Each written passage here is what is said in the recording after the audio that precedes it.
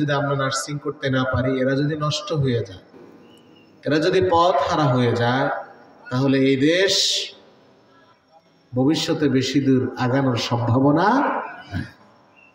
এখানে যুবক ভাইদেরকে আমরা কোরআনের পক্ষে দেখতে চাই। কি বলেন, রাজি আছেন? যৌবনকাল হলো এমন একটি সময়, খুবই গুরুত্বপূর্ণ সময়। আল্লাহ রাসূল সাল্লাল্লাহু আলাইহি ওয়াসাল্লাম যুবকদেরকে অনেক বেশি মর্যাদা দিয়েছেন, সম্মান দিয়েছেন। একদিন আল্লাহর নবী এক মজলিসের মধ্যে বক্তব্য দিচ্ছেন। মজলিস কানায় কানায় পরিপূর্ণ হয়ে গেছে। ঠিক এমন মুহূর্তে জারির ইবনে আব্দুল্লাহ নামে একজন সাহাবী যুবক ওই মজলিসের সামনে গেলেন, কিন্তু বসার জায়গা নেই। জারির মজলিসের বাইরে দাঁড়ানো, কোথাও বসার জায়গা নাই। আল্লাহর নবী তাকিয়ে দেখলেন বসার মতো কোনো জায়গা নাই। একজন যুবককে আল্লাহর নবী এত মর্যাদা দিয়েছেন, সঙ্গে সঙ্গে নবীজি তার কাঁধ থেকে রুমাল তার দিকে ছুড়ে দিয়ে বললেন, ও জারির, আমার রুমালটা তুমি বিছিয়ে বসে যাও। আল্লাহর নবী তার রুমাল মোবারক দিয়ে দিলেন যে, জারির, তুমি এই রুমালের মধ্যে বসো। আল্লাহু আকবার বল।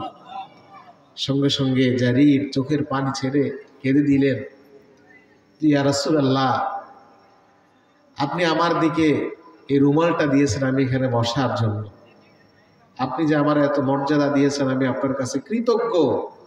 ইয়া রাসূলুল্লাহ, আমি আপনার আনুগত্য করে জান্নাতে যাওয়ার জন্য আমি জারিরের পক্ষে আপনার এই রুমালের উপরে বসা সম্ভব নয়। সুবহানাল্লাহ। নবীজি যুবকদেরকে এত বেশি মর্যাদা দিতেন। এই যৌবনকাল এত বেশি গুরুত্বপূর্ণ সময়। আল্লাহ রাব্বুল আলামিনের কাছে এই যৌবনের গুরুত্ব আলাদা। নবীজি হাদিসের মধ্যে বলেন, লা তাজুলু কদমা ইবনে আদম হাত্তা ইউসালু আন খামসিন। কিয়ামতের ময়দানে 5টি প্রশ্নের জবাব দেওয়া ছাড়া কোনো বনি আদমকে এক কদম নড়তে দেওয়া হবে না। তার মধ্যে 1 নম্বর প্রশ্ন হলো আন উমরিহি ফীমা আফনাহু। বান্দা, জবাব দিয়ে যাও, তুমি তোমার জীবন কালকে কোন কাজে ব্যয় করেছো? তোমাকে যে আমি হায়াতের জীবন দিলাম 50, 60, 70, 80 বছর, আজকে জবাব দাও, এই জীবনটারে কোন কাজে ব্যয় করেছো? কার কাছে জবাব দিতে হবে? আরো জোরে বলেন, কার কাছে? এবার গোটা জীবনের হিসাব থেকে আল্লাহ একটা নির্ধারিত সময়কে আলাদা করবেন। ওটা বৃদ্ধকাল নয়, শিশুকাল নয়। 2 নম্বর প্রশ্ন হবে ওয়ান শাবাবিহি ফীমা আবলাহু। আল্লাহ তাআলা বলবেন, বান্দা জবাব দিয়ে যাও, তোমাকে যে যৌবন দিলাম এই যৌবনটারে তুমি কোন কাজে ব্যয় করেছো? আল্লাহ এটা বলেন না যে তোমার বৃদ্ধকালের হিসাব দাও, শিশুকালের হিসাব দাও। জীবন থেকে যৌবনটারে আলাদা করে বললেন, যৌবনের হিসাব দাও। সুবহানাল্লাহ বললেন না? এই যৌবনকাল হলো এমন কাল, যুবক ইচ্ছে করলে অনেক কিছু করতে পারে।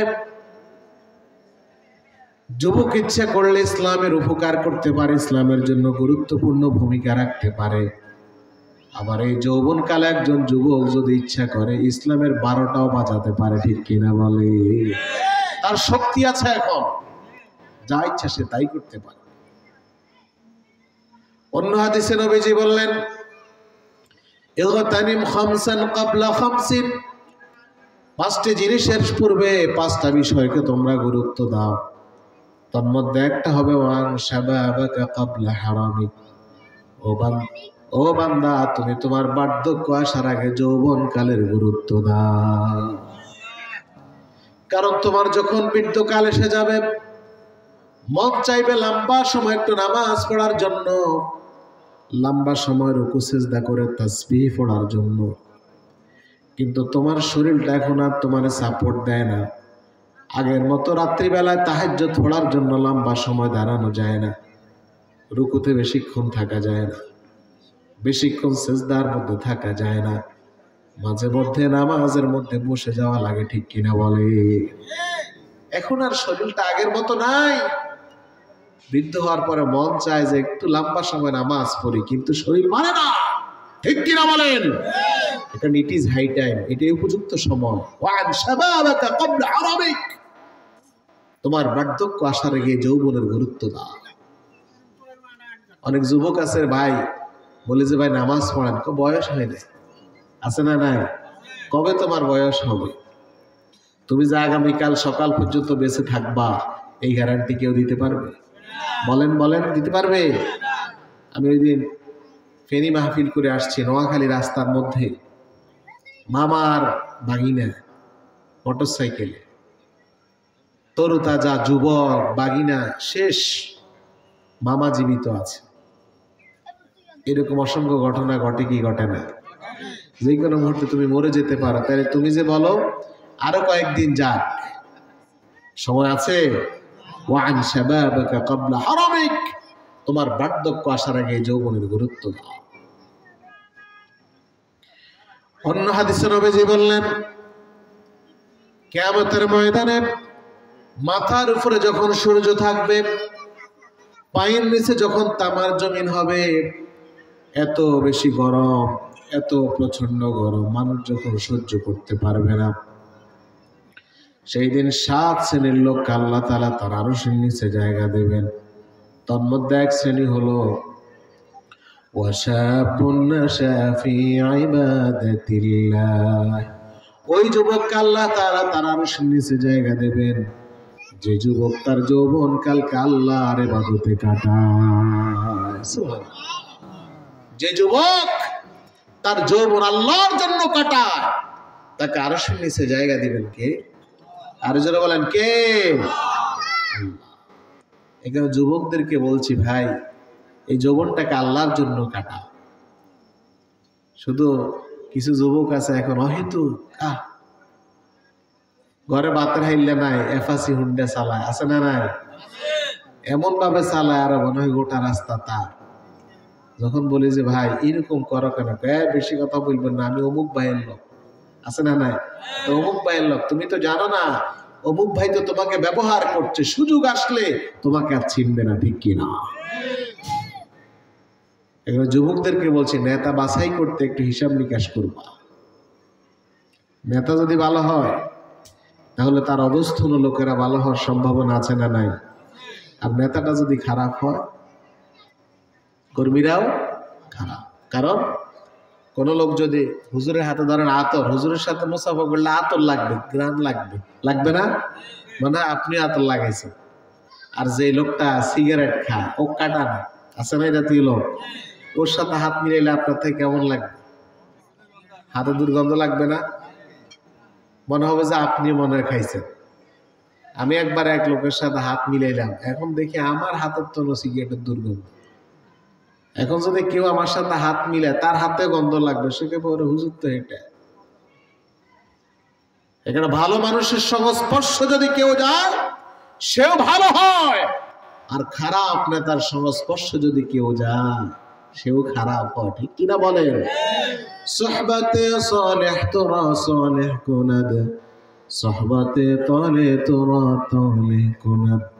সৎ মানুষের সঙ্গে যদি আপনি থাকেন ভালো হবেন, সৎ সঙ্গে স্বর্গবাস, অসৎ সঙ্গে সর্বনাশ, ঠিক কিনা বলে? এই কারণে নেতা যদি ভালো হয়, কর্মীরাও ভালো হয়। একজন যুবক চিন্তা করতে হবে, আমি কার পেছনে স্লোগান দিই? আমি যে বলি অমুক নেতার চরিত্র ফুলের মতো পবিত্র, আসলে সে তো এক ওয়াক্ত নামাজও পড়ে না। আমি যে তার পিছনে ছুটে ছুটে আমার জীবনটাকে শেষ করছি, কিয়ামতের ময়দানে আল্লাহর কাছে জবাব দেব কি? এই চিন্তা একজন যুবক করা দরকার, আছে না নাই? কথা বলেন। এই কারণে আমার যুবক ভাইদেরকে বলছি, নেতা নির্বাচন করতে একটু হিসেব করবা। নেতা মানবা ওই লোকটাকে, যেই লোকটা মসজিদে ফজরের সময় যাকে পাওয়া যায়, ঠিক কিনা? হযরত ওমর রাদিয়াল্লাহু তাআলা আনহু, তিনি যখন কাউকে কোনো দায়িত্ব দিতেন, ওই লোকটা যখন নামাজের মধ্যে দাঁড়াতেন, ওমর রাদিয়াল্লাহু তাআলা আনহু গোপনে তার সালাত দেখতেন। যার নামাজ যত সুন্দর, ওমর তার তত বড় দায়িত্ব দিতেন। আর যার নামাজের মধ্যে দুর্বলতা, ওমর তাকে দুর্বল দায়িত্ব দিতেন। আর ওমর বলতেন এই লোকটা তো আল্লাহর সাথেই ধোঁকাবাজি করে, ঠিক কিনা? যে নামাজই ঠিকভাবে পড়ে না সে মুসলমানদের নেতা হয় কেন? একদিন এক ব্যক্তি ওমর রাদিয়াল্লাহু তাআলা আনহুর কাছে আসলেন, এসে বললেন, আমিরুল মুমিনিন, আপনি আমাকে এক দেশের গভর্নর বানিয়ে দেন, একটা বড় দায়িত্ব দেন। হযরত ওমর বললেন, তোমাকে দায়িত্ব দেব পরে, আগে আমার প্রশ্নের জবাব দাও, তুমি কি আল্লাহর কোরআন তেলাওয়াত করো কিনা? ওই লোকটি বললেন, আমিরুল মুমিনিন, আমি তো কোরআন তেলাওয়াত করি না, কোরআন তেলাওয়াত করতেও জানি না। হযরত ওমর বললেন, যে ব্যক্তি আল্লাহর কোরআন তেলাওয়াত করে না, আমি ওমর তারে কোনো দায়িত্ব দিতে পারি না। যে কোরআনই জানে না সে নেতা হওয়ার যোগ্যতা কি আছে তার? কথা বলেন না কেন? কারণ সে যদি জনপদের মানুষের বিচার করে, কোরআন জানা দরকার আছে না নাই? নেতা হওয়ার পরে যদি, দায়িত্বশীল হওয়ার পরে যদি কেউ দায়িত্ব পালন না করে, তাহলে জবাব দিতে হবে কার কাছে? এই দায়িত্ব কিন্তু তাকে অপমান করবে কিয়ামতের দিন, দুনিয়াতেও করবে। হযরত আবু যর আল্লাহ নবীকে একদিন বলছেন যে, আলা তাস্তামিলুনি ইয়া রাসূলুল্লাহ, হে আল্লাহর রাসূল, আপনি আমাকে এক দেশের প্রশাসক বানিয়ে দেন। আপনি তো অনেককে অনেক দায়িত্ব দেন, আমার একটা দায়িত্ব দেন না। দায়িত্বের জন্য আমাদের দেশের বিভিন্ন জায়গায় ফিডে ফিডে আছে না নাই? কথা বলেন। ইসলামে দায়িত্ব চেয়ে নেওয়া জায়েজ নয়, তবে আসলে ফেলে দিতে নাই। আবু যর বললেন, নবী আপনি আমাকে এক দেশের প্রশাসক বানিয়ে দেন। নবীজি বললেন, ইয়া আবা যর ইন্নাকা দাঈফুন ওয়া ইন্নাহা আমানা ওয়া ইন্নাহা ইয়াউমাল কিয়ামাতি খিজিয়ুন ওয়া নাদামা। ও আবু যর, দায়িত্ব চেয়ে নিও না, তুমি দুর্বল। দায়িত্ব হলো আল্লাহ তাআলার পক্ষ থেকে একটা আমানত। এই আমানত হবে কিয়ামতের ময়দানে তোমার অপমান অপদস্থের কারণ। আর যদি তুমি দায়িত্ব যথাযথভাবে পালন করতে পারো, তোমার মর্যাদা বাড়িয়ে দিবেন কে? দায়িত্ব যদি আপনি পালন না করেন, আখিরাতে তো আল্লাহ আপনারা অপমানিত করবেন, দুনিয়াতেও যিনি অপমান করবেন তিনি কে? এত আসতে বললেন, কে তিনি? ওই দিন আমি ঢাকা কেরানীগঞ্জ গেছি, তো ওখানে একটা নদী আছে। একজন আমার কাছে, হুজুর এই জায়গায় নৌকাত করে দুইজনকে ধরছে। একজনকে ধরছে পুলিশ। আপনি কে? আমি তো আইনমন্ত্রী মিস্টার আনিসুল হক। ধরছে না? বুঝার জন্য বলছি। পরে যখন ধরছে, আমার একা ধরেন কেন, আমার সাথে আরেকজন আছে। কয় কে? দরবেশ বাবা। তো পুলিশ গেছে দরবেশ বাবারে ধরতে, যাই দেখে যে কি রে, চিনা যায় না। আগে ছিল চুল সাদা, এখন হইল কালো। আগে দাঁড়িয়ে ছিল বড়, এখন দাড়ি নাই, ক্লিন শেপ। আগে পায়জামা আর প্যান্ট পরতো, এখন হচ্ছে লুঙ্গি। তো আপনি আসলে কে বলেন? আমি দরবেশ। তো বলছে আর কি যে, অনেক খুঁজছি আপনার একটু মেহমানদারি করার, আজকে যেহেতু পাইছি একটু মেহমানদারি না করে ছাড়বো না। যারা দায়িত্ব পাওয়ার পরে আমার দেশের ব্যাংকের মানুষের আমানতের হাজার হাজার কোটি টাকা দুর্নীতি করে, চুরি করে, বিদেশে পাচার করে, এরা দেশের রক্ষক না, এরা ডাকাত, ঠিক কিনা বলেন? এইরকম নেতা আমরা দেখতে চাই না। এরকম নেতা দেখতে চান? কথা বলেন, দেখতে চান? সোশ্যাল ইসলামী ব্যাংকে এক লোকের কোটি টাকা, ৫,০০০ টাকা দিতে পারে নাই, নিয়ে গেছে। এত বড় ডাকাত। সুতরাং নেতা যদি ভালো না হয়, তাইলে জনপদের মানুষের অবস্থা কি ভালো হয় না খারাপ হয়? আরো জোরে বলেন। আমার ভাইয়েরা, একদিন নবীজি সাহাবা একরামদের সামনে বক্তব্য দিলেন। এমন সময় এক গ্রাম্য লোক আল্লাহর নবীর কাছে এসে বললেন, ইয়া রাসূলুল্লাহ মাতাস সাআ, ওগো আল্লাহর নবী, কিয়ামত কবে হবে? নবীজি তার কথার দিকে কর্ণপাত না করে বক্তব্য চালিয়ে গেলেন। সে আবার প্রশ্ন করলেন, মাতাস সাআ, তাও নবীজি তার প্রশ্নের জবাব দিলেন না। তৃতীয়বার আবার সে প্রশ্ন করলেন মাতা সা। আল্লাহ নবী তাও তার কথার দিকে কর্ণপাত করলেন না, বক্তব্য চালিয়ে গেলেন। কিছুক্ষণ পরে নবীজি বক্তব্য শেষ করলেন। এবার বললেন, যেই লোকটি একটু আগে প্রশ্ন করেছে তাকে একটু ডেকে আনো। তাকে ডেকে আনা হলো। আল্লাহ নবী বললেন, ইদা দুইয়াতিল আমানা ফান্তাদিরিস সাআ। যখন আমানতের খেয়ানত হবে তখন তুমি কিয়ামতের জন্য অপেক্ষা করো। এবার নবীজিকে প্রশ্ন করা হলো, ইয়া রাসূলুল্লাহ কাইফা ইদাআতুহা ইয়া রাসূলুল্লাহ। ওগো আল্লাহর নবী, আমানতের খেয়ানত মানে কি? নবীজি বললেন, ইদা উসিদাল আমরু ইলা গায়রি আহলিহি ফান্তাদিরিস সাআ। যখন কোন অযোগ্য লোককে যোগ্য জায়গায় বসিয়ে দেওয়া হবে, এটাই হলো আমানতের খেয়ানত। তখন তুমি কিয়ামতের জন্য অপেক্ষা করো। সুতরাং যে লোকটার এই চেয়ারে বসার যোগ্যতা নাই, আপনি তাকে বসিয়ে দিলেন, এটা হলো সবচাইতে বড় আমানতের খেয়ানত। ঠিক কি না? যে লোকটা যোগ্য তাকে আপনি চাকরি দেন নাই, যে লোকটা অযোগ্য ঘুষ নিয়ে তারা চাকরি দিয়েছেন, এটা হলো আমানতের খেয়ানত। আমার সাথে কি একমত আপনারা? জোরে বলেন একমত। আরো জোরে বলেন একমত। তাহলে কি আমানতের খেয়ানত করা যাবে? জোরে বলেন। আজকে আমরা দেখেছি কোরআনের আলেম যারা, তাদেরকে আমরা নির্যাতন জুলুম করেছি। আর ওই যে মমতাজ, যার গান শুনে যুবকরা চরিত্রহারা হয়, ওই নিকৃষ্ট মহিলাকে সংসদে দাঁড় করিয়ে দেওয়া হয়েছে।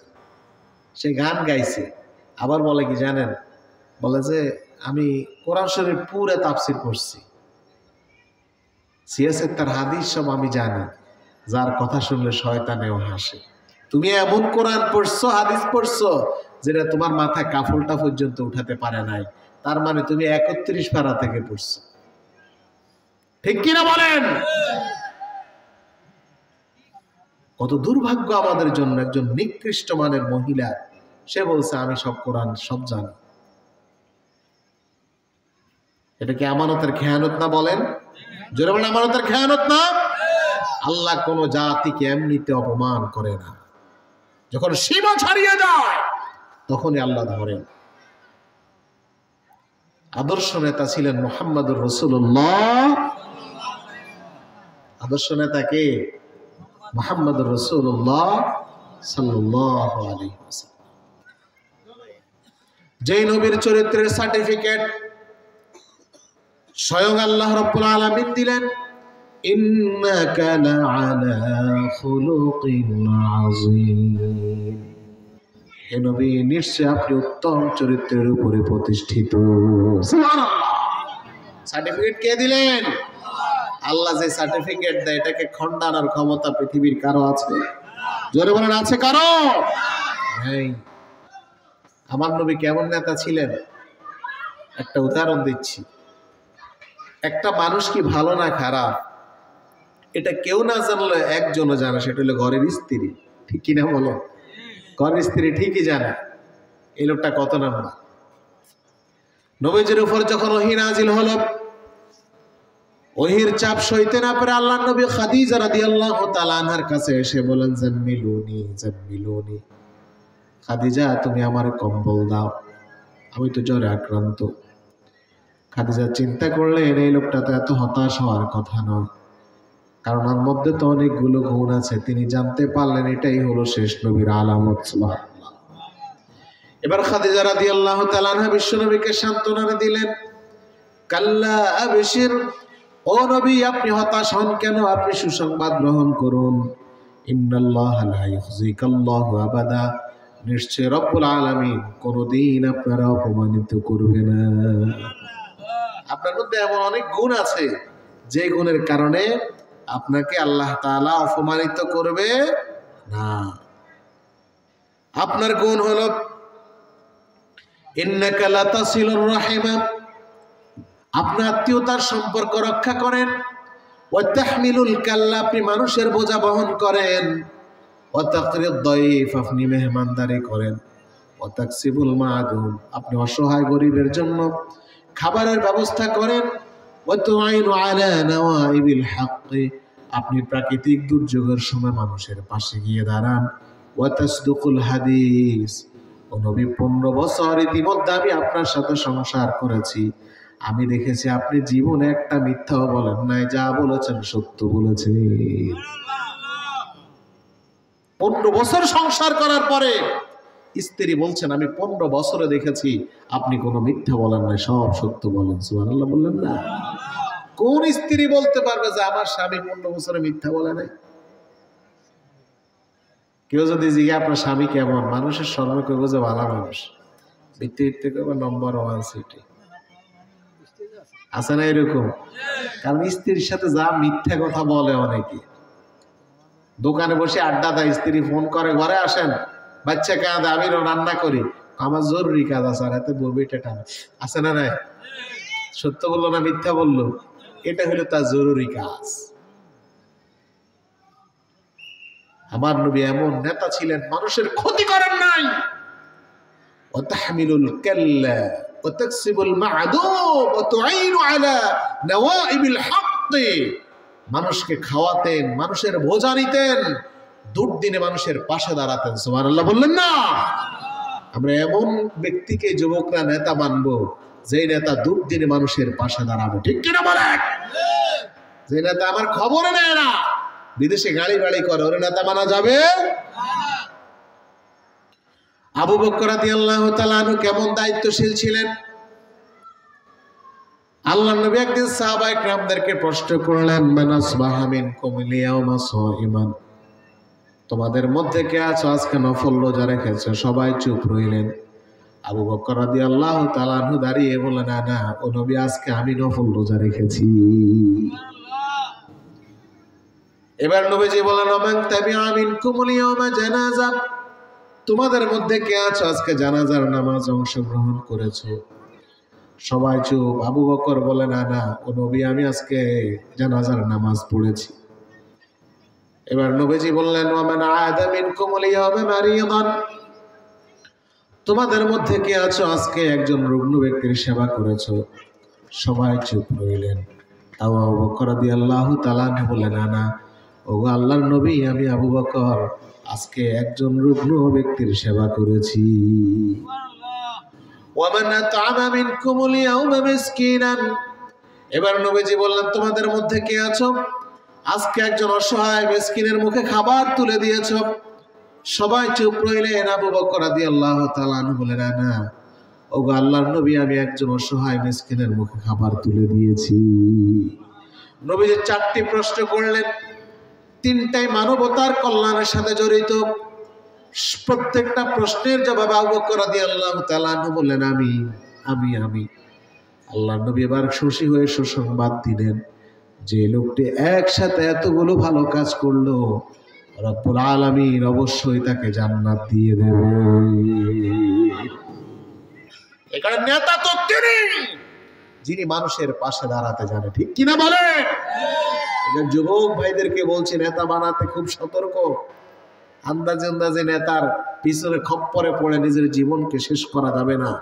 যে নেতার পিছনে ছুটলে ইয়াবার দিকে মানুষ ঝুঁকে যায়, যে নেতার পিছনে ছুটলে যুবকরা চরিত্র হারা হয়, সে আমার নেতা নয়। যেই নেতা আজানের সাথে সাথে মসজিদের প্রথম কাতারে, তিনিই হবেন আমার নেতা, ঠিক কিনা? এখানে আমার যুবক ভাইয়েরা, তোমার এই যৌবনকাল খুবই গুরুত্বপূর্ণ। এই যৌবনকে কার জন্য কাটাতে হবে? এই যৌবনকে ইসলামের জন্য, কোরআনের জন্য তোমাকে উৎসর্গ করতে হবে। তাহলে আল্লাহ তাআলা তোমার জীবনটা কল্যাণ দিয়ে ভরে দিবেন। রাসূল করিম সাল্লাল্লাহু আলাইহি ওয়াসাল্লাম নবুয়তের 9টা বছর দাওয়াত দিয়েছেন, তেমন মানুষ ঈমান গ্রহণ করে নাই। এবার আল্লাহ রাসূল সিদ্ধান্ত নিলেন, আমি যুবকদের মাঝে দাওয়াত দেব। যুবকরা দুর্বার গতিতে এই কালেমার দাওয়াত মানুষের কাছে পৌঁছাতে পারবে। সুবহানাল্লাহ বলে। তখন হজের মৌসুম ছিল। আল্লাহ নবী মিনার প্রান্তরে গেলেন, এক তাঁবুর ভেতরে। সেখানে গিয়ে দেখলেন 9 জন যুবক। জোরে বলেন কয়জন? আরো জোরে বলেন কয়জন? আপনাদের মনে হয় ঘুম আসতেছে? একটু আপনারা চাই দেখবি তাকবীর দিত, দেখি নারায়ে তাকবীর। হয় নাই? যুবক যারা আছো, যারা ছাত্র, ছাত্র কারা কারা আছো হাত তোলো দেখি। যারা ছাত্র আছো হাত তুলছে, এর পিছনে আছে এরা। সে তোমরা তাকবীর দাও শুধু, দেখি তোমাদের শক্তি কতটুকু আছে। নারায়ে তাকবীর।